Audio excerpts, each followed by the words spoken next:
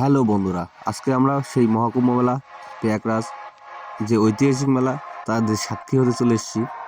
তোমাদের আজকে সব দেখাবো আমরা কিভাবে আসতে হয়, কিভাবে যেতে হয়। দেখতে পাচ্ছ কি ভিড়, এই ভিড়ে মানে এত ভিড় যে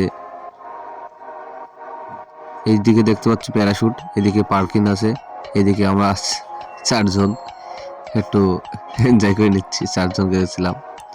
এই দেখো সেই ব্রিজ, আর লোক দেখো, দেখুন মানুষ, এত মানুষ সংগ্রাম করছে একসাথে, সংগ্রাম স্নান করবে মহাকুম্ভ মেলা তেলা। এটা মহাকুম্ভ মেলা ঘেট, দেখতেই পাচ্ছ, লোক দেখতে থাকবো শুধু।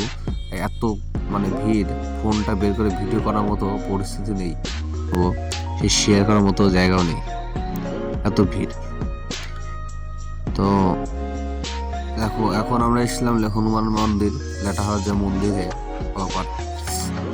তো আমরা চারজন একটু ফটো ভিডিও তুলছিলাম। আর এখানে এত লোক, কি বলবো, তোমার না গেলে বিশ্বাস করবে না, এত লোক। তা তোমরা যারা যারা যাওনি এখনো, মহাকুম্ভমেলা 140 বছর পরে আসে।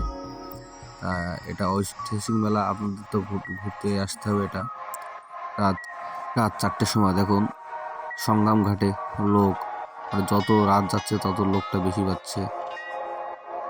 তোমরা ব্লগটা দেখতে থাকো আর ভিডিওটা শেয়ার করে সবার ভিতরে ছড়িয়ে দিও। যারা যারা এখন আসনি, তোমরা অবশ্যই 2025